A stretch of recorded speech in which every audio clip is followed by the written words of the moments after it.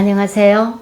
오늘도 꿈을 위해 열심히 달려가며 열심히 살고 있는 평양아줌마 김소연입니다.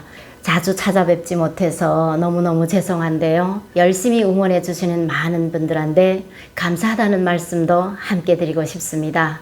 이번 시간에는 수많은 대한민국의 공연단들이 북한 평양에 올라가서 공연을 했었는데 그때마다 가장 힘들었다고 하죠. 북한 분들이 목석같이 전혀 반응을 안 해주니까 너무너무 힘들었다라고 말씀을 하십니다. 그렇다면 왜 그랬을까? 아마 대충은 여러분들 짐작하실 테지만요. 그 말씀을 제가 구체적으로 제가 아는 선에서 말씀을 드리겠습니다. 이걸 구체적으로 말씀을 드리려면 언제로 거슬러 올라가야 되나? 1989년 대한민국이 88 올림픽 치른 다음 해에 북한 평양에서 축전 행사를 치르게 됩니다. 잘 아시다시피 1970년대를 기점으로 북한 경제는 대한민국을 따라가기 감히 따라간다는 말 자체가 좀 무색할 정도로 그렇게 멋진 경제 성장을 이뤄내면서 체제 경쟁에서 이건 안 되겠구나라는 거를 김 부장은 확실히 알고 있었던 게 아닌가 저는 그렇게 생각을 합니다.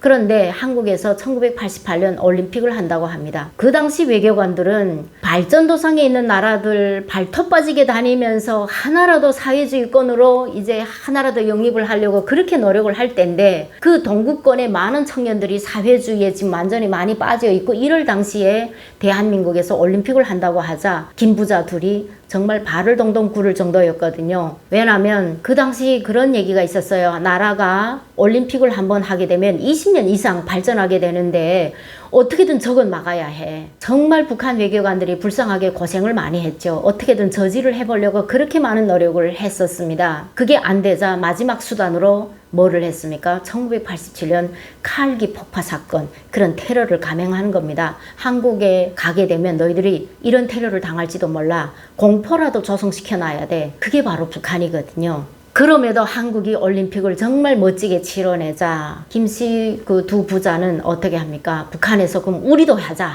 그래서 1989년에 그 다음 해에 세계 청년학생 축전이란 걸 하게 됩니다. 그 당시 김일성, 김정일 근처에서 일했던 사람들, 그 다음에 그 가까이에서 만수무강조라고 합니다. 그러니까 김씨 일가의 몸을 만지고 이런 애들도 콧방귀를 꼈어요. 나라가 지금 빚이 얼만데 이런 걸 왜 하냐고. 완전히 있잖아요. 제가 생각하는 그런 정말 충성도가 높은 그런 사람들일 줄 알았는데 그들이 일을 벌이려고 하자 그렇게 굉장히 막 비꼬면서 얘기를 하는 거예요. 그래서 그걸 하려니 아니 세계적인 이런 잔치를 치러본 적이 없는 북한 입장에서는 무대도 만들어야 되고 이 여러 가지 준비가 참 많겠죠. 그러다 보니까 막 빚을 내 가지고 건물들 보수하고 난리도 아니었어요. 그때 막 1년 사이에 광복거리에 수많은 막 그 체육천들 만들어내고 막 이러면서 할 때였는데 외교관들은 또 외교관들대로 그 북한하고 우호적인 이런 데 가서는 자 너희들 비행기표 왕복 무료, 체류비용 무료, 갈 때까지 선물도 주고 막 이러면서 지금 홍보를 하면서 북한이 청년학생 축전에 좀 더 많은 나라 청년들이 오기를 바랬던 거죠. 근데 무대를 국제 수준에 맞춰서 준비를 해야 되니까 그때 바로 소련의 한 가수를 초청해 드려옵니다. 근데 그때 예술인들만 평양 대극장에서 공연을 관람을 시켰어요. 근데 저는 그때 예술활동을 할 때가 아니었어요. 육아를 할 때였어요. 애들이 지금 한창 3살, 4살 됐을 때네. 그 육아를 할 때여서 저는 예술인으로 그 행사에 참가하지는 않았어요. 그러니까 지방에 있는 애들도 있고 평양에서 현재 예술단 생활을 하는 애들도 있고 걔네들이 야 우리 그 소련 가수가 왔는데 공연 보러 같이 가자. 그래서 저도 예술인처럼 하고 들어가서 공연을 관람하게 됐었어요. 그런데 지금도 그 잊혀 앉게 그 가수의 형상이라든가 무대에서 너무 자유로운 모습이 잊혀지지 않거든요. 그러니까 러시아 말 우리 한마디도 모르지만 그가 뭐를 노래하려고 하는지를 알겠더라고요. 그러니 감수성이 예민한 예술인들이요. 함께 일어나서 박수 치고 함께 호응을 해주고 형편도 없었어요. 근데 이게 사달이 난 거죠. 다음날 바로 사상투쟁이라는 걸 합니다.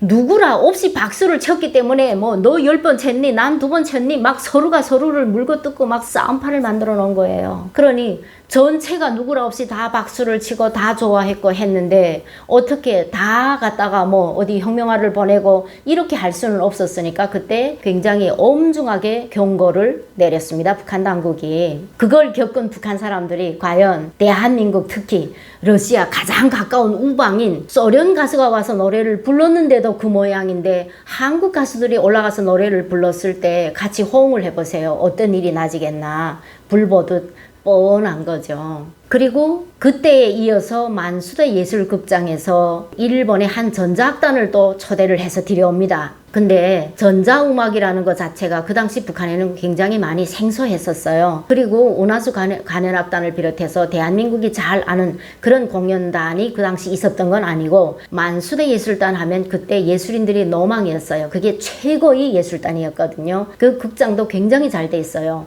김정은이가 이설주를 데리고 자주 만수대 예술극장에서 공연을 관람하는 이유도 그만큼 이제 그 공연하는 사람이나 또 관람하는 사람이나 너무 잘 만들어 놓은 극장이기 때문에 그런 거거든요.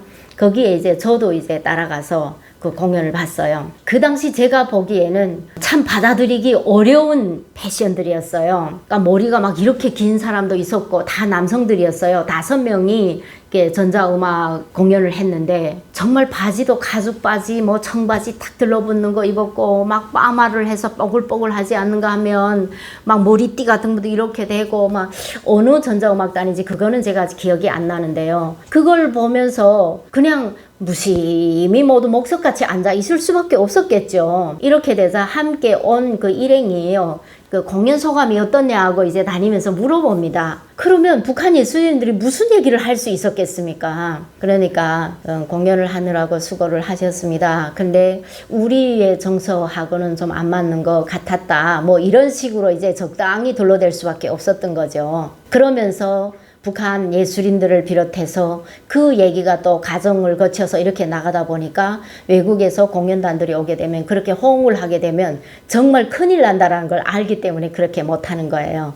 하물며 적국의 가수들이 와서 공연을 하는데 아무리 신난들 아무리 대한민국 노래를 알고 있는 사람들이라 한들 감히 박수를 치고 좋아할 수 있었겠습니까? 그리고 북한의 창법이 많이 거슬린다라고 말씀하시는 분들이 참 많습니다. 근데 그들이 그렇게 노래를 부르고 싶어서 부르는 게 아니고요.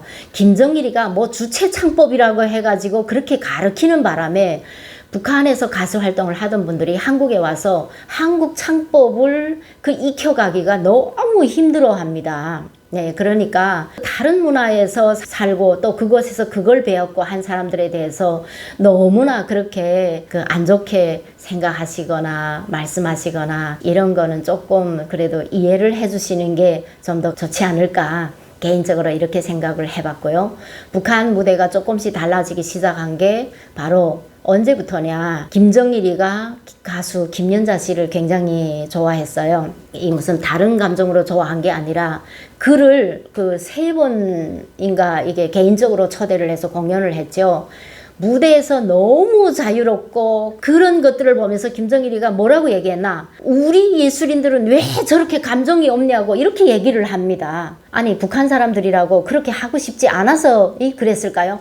딱 이제 막대기처럼 서서 한 곳만 응시하면서 노래를 부르도록 한 게 누군데 그 가수를 난생 그런 걸 보고 듣도 못한 북한 가수들이 어떻게 그렇게 감히 할 수가 있었겠습니까? 그 바람에 북한에서 그 당시 쨍 하고 나타났던 염청이라는 가수 있죠.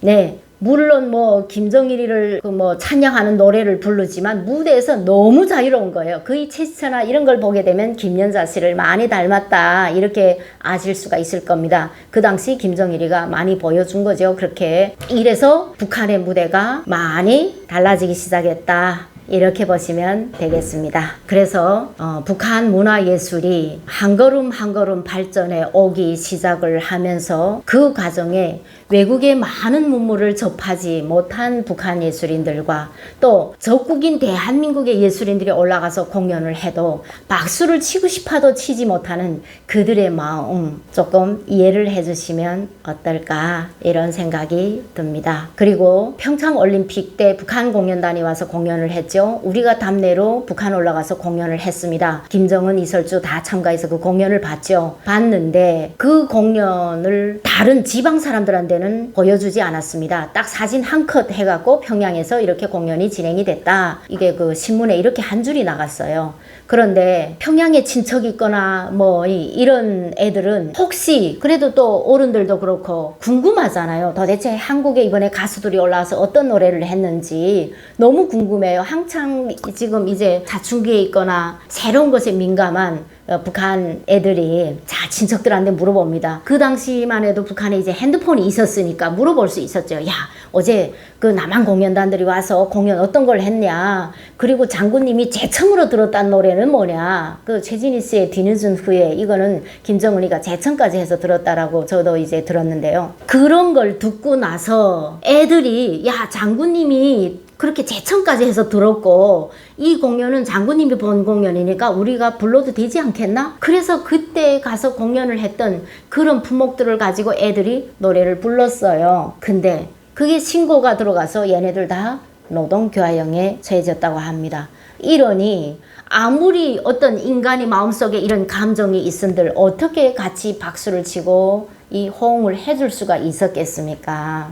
참 많이 불쌍하죠. 우리는 같은 민족이면서 김씨 일가의 노예로 살고 있는 그 사람들은 감정 표현마저도 마음대로 할 수 없는 그런 곳에서 살고 있기에 먼저 한국에 나온 우리 탈북민들이 열심히 노력해서 더 많은 정보들이 북한에 들어가게 하는 게 저는 우선이라고 생각을 하거든요. 마음대로 감정 표현도 할 수 있고 마음대로 외국에 여행도 갈 수 있고 이건 사람이 그냥 할 수 있는 주어진 권리라는 것 자체를 그들은 모르고 살고 있기에 그들이 하나라도 이걸 깨우치도록 하는 게 오늘날 우리가 해야 될 일들이 아닌가 이런 생각이 듭니다. 네, 이번 시간은 여기까지 말씀드리도록 하겠습니다. 다음 시간에 또 찾아뵙도록 하겠습니다. 여러분들 감사합니다.